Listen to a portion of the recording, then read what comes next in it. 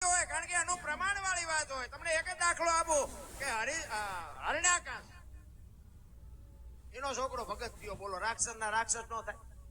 પ્રહલાદ ભગત થયો, પેલો પાટીને કર્યો. અને શ્રીબાઈ કુંભાર એના ગુરુ શિષ્યનો નાતો અહીંયાથી ચાલુ થયો. તો હું એમ કઉ છું કે રાક્ષસ ના રાક્ષસ જ ન થાય તો આ ભગત કેમ? પણ ઇતિહાસ મોટો છે. પણ શ્રીબાઈ કુંભાર જે કહેવાય ને કે નિભાડામાં બિલાડીના બચ્ચા આવી ગયા હતા, જાણીતો ઇતિહાસ છે. એટલે આ ચોકે કરતો હતો કોણ? પ્રહલાદ. એટલે ઈ આ બે માણા બચડા નિભાડામાં આવી ગયેલા અને નિભાડાને હળગાવ્યો. ખોલ્યા જેવું હતું ને, જો ખોલે તો બધા માટલા ફેલ થઈ જાય. એટલે બે ને વિચાર થયો, સારું બહુ કર્યા, આ નિભાડાને પેટાવી દીધી, આગ પેટાવી દીધી, બચડા અંદર રહી ગયા, હવે શું કરું? તેથી રામનું ભજન કરતા. તેથી મહારાજ બાપુ દશરથ રાજાનો જન્મ નહોતો, એ રામ જીવો હોય છે.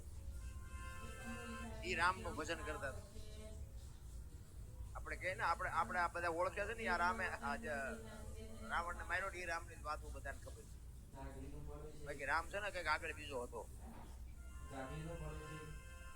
આપણે અહીંથી હળવદ સુધી જોયું છે, ધાંગધ્રા જાય ખબર જ નથી. ઈ રામનું ભજન કરતા હતા. અને આ ચોકે કરવા પ્રહલાદ નીકળ્યો અને એને એમ થયું કે અત્યારે રાતે આ ઘરમાં કોણ બોલે છે? એ અંદર આવ્યો, કારણ કે આ તો રાજા હતો હરણાકશ ને એનો છોકરો, ને એમાંય રાક્ષસ. કોણ રોકે? અંદર ગયા કે શું તમે રામ રામ કરો છો? કે અમે ભગવાનનું ભજન કરીએ છીએ. કે ભગવાન તો મારો બાપ છે. કે તમારો બાપ નથી.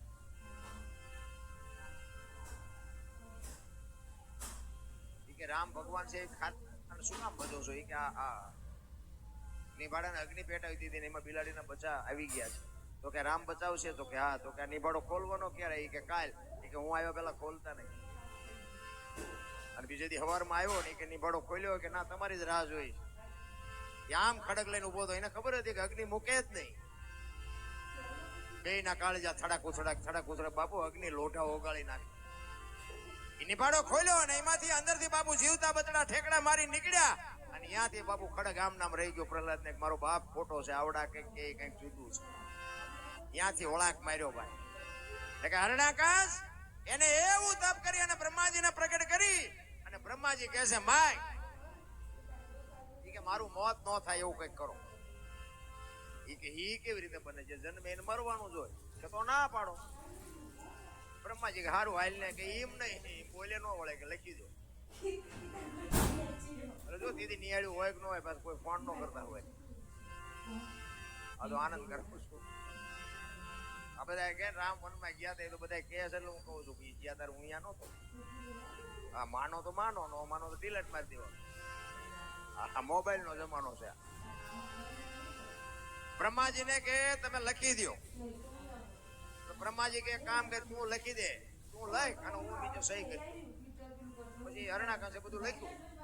રોડે નહીં, લાકડે નહીં, રાતે નહીં, દીએ નહીં, ઘરમાં નહીં, બધું લખી નાખ્યું. પછી કે આમાં કરો છે.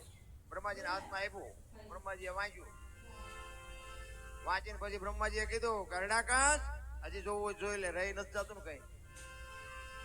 ઈ કે ના, ઈ કે જોઈ લે બાકી. અને પ્રહલાદ ને બાપુ આ જયારે ભેટો થયો ને, પછી નિશાળે ભણવા જતો હતો ને, અહીંયા ઓલા સાહેબે તે બાપુ બધું રાજા જ કરે છે, રાજા જ કરે છે એવું જ ભણાવે. કારણ કે હરણાકશ નો બીક જ એટલી, બધું રાજા જ કરે છે, રાજા જ કરે છે. અને એમાં પ્રહલાદ ઉભો થયો. કારણ કે આપણા ગઈઢા કહેતા હતા, કોઈને કોઈ ન પોગે એનું પેટ પોગે. તેમ કઈ ન કર્યો કે તમારી પરજા જો કપાતર પાકે ને, આખી દુનિયાને ભલે ધ્રુજાવો, તમારી પરજા તમને વાંકા વાળી દે. ઈ પ્રહલાદ ઉભો થાય ને કે સાહેબ આ બધું રાજા જ કરે છે. તો કે હા. તો કે હવારે સૂરજ ઉગે રાજા ઉગાડે છે, આ વરસાદ વરસે છે રાજા વરસાવે છે. એ તો અમને ખબર છે, પણ તાર બાપા કે છે ને કેવી. અને સાહેબ પછી હરણાકશ પાસે જઈને કે આખી દુનિયા માને, પણ તમારા છોકરાએ ઉપાડો લીધો, મને નો કહેતા. પ્રહલાદ આવ્યો ને, પણ સ્ટેશન ઉપર બેહારીને કીધું કે ભણવા ગયો તો? કે હા. કે હું ભણાયો? એ કે કરશનજીનો કન, ગણપતિનો ગન, ઘનશ્યામનો ગન, બાપુ કાળ ઝાળ થયો. હરણાકશ બાવડું ઝાલી અને કા કરીને દિવાલ હારે ભટકાડ્યો ને કીધું કે કે આ નામ છોડાવવા તો હું આખી આ દુનિયાને બાપુ ધ્રુજાવું છું, તે આની પાછું લીધી છે. પૂરી દે કે આને અંધારી ઓરડીમાં, એ અંધારી ઓરડીમાં પૂર્યો કે હું જોઉં તારો ભગવાન કેમ આવે. એક દી એક રાત, બીજો દી બીજી રાત થઈને અખિલ બ્રહ્માંડનો માલિક બાપુ કોઈની આબરૂ સહિત નથી અત્યાર સુધી જો ભરોસો હોય તો. બીજો દી અને બીજી રાત થાય, અખિલ બ્રહ્માંડનો માલિક બાપુ લક્ષ્મીજીને કહે છે ઓલું છોકરાને જીવ નીકળી જાય તમે એને જમાડી આવો. અને લક્ષ્મીજી બાપુ 32 ભાતનો થાળ લઈ અને આવ્યા પ્રહલાદને જમાડવા.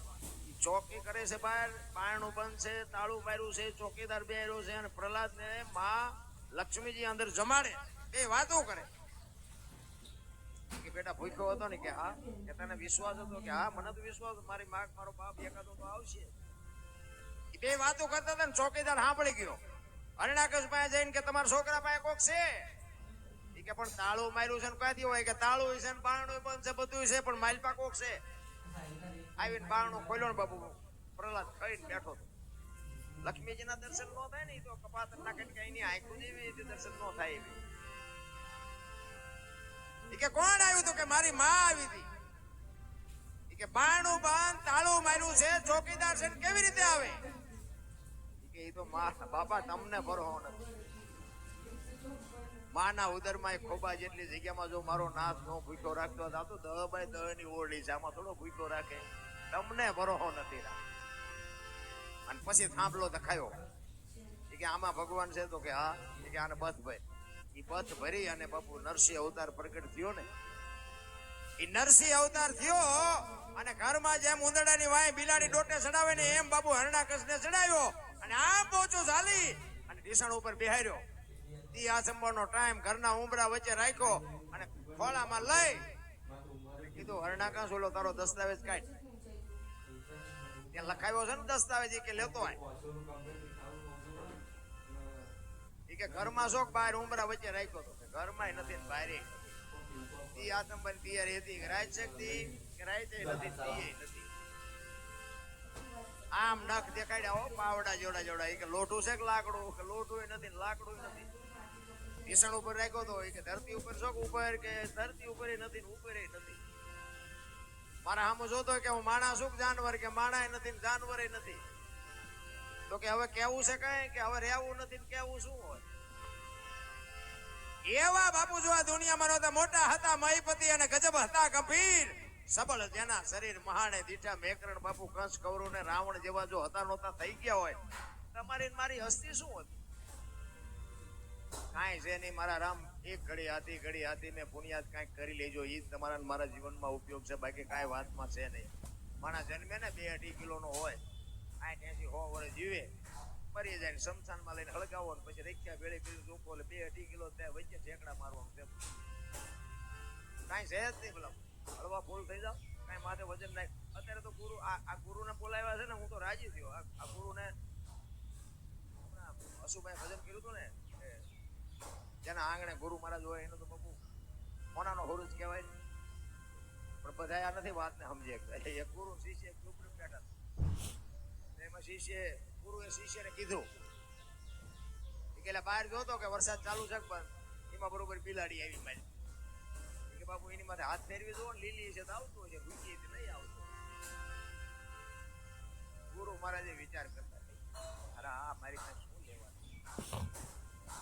કે હારો દીવો બંધ કરી, દીવો રામ કરીને ખાલી કે હું છે કે બાપુ આંખું બંધ. ગુરુ મહારાજ કે આ મારો ગુરુ છે. પછી કે હારું હાલ કે ડેલી આડી કરી હોઈ જાવ કે બાપુ 2 કામ તો મેં કર્યા, એક તો તેમ કરો. આ ચેલા કઈ ગુરુ પાસે કાઢી શકે એનું કામ નથી બાપુ. ખાલી કુવો હોય ને ગુરુ મહારાજ એમ કે આમાં ધૂપકો મારી દે ને 2 મિનિટ નો થવો દે ને એ કઈક મેળવી કે આમાં મારું ભલું હોય તો જ મારો ગુરુ કહેતો હોય. એવી હાવ નાખી દીધા જેવી વાત નથી. ગુરુ શિષ્યના નાતા કઈક આખા જુદા છે. અંધકાર ગો છે ને, અંધકાર છે ને રો છે એ પ્રકાશ છે. અંધકાર માંથી પ્રકાશ મળે. તમારા ને મારા માતા પિતા છે ને 100% આપણા ગુરુ જ છે. માં છે એ પહેલો ગુરુ છે, પણ મા બાપ છે ને આપણા ગુરુ છે. એ તમને જન્મ આપીએ કે લાલન પાલન કરીએ કે ઉછેર કરીએ કે બધું કરીએ કે ભણાવે ગણાવે બધું કરે, ઓળખાણ નો કરાવીએ તમે કોણ છો. ઓળખાણ માટે સદગુરુ જોવે. મીરાબાઈએ કીધું ને આત્માને ઓળખ્યા વિના લખ 84 નહીં મટે, તમારી ભ્રમણા ભાંગ્યા વિના ભવના ફેરા નહીં. ઈ ઓળખાણ માતા પિતા ન કરાવી શકે. એના માટે સદગુરુ જોવે. સદગુરુ ગોતવા જ્યાં લેવાની દુકાન હોય ત્યાં ગોતવા. આખા કપાળ રંગ્યા હોય, ટીસણ સુધી ડેરકા હોય, આપણે હાથ કરે, હે ભગત અડારે તેરા બેડા પાય.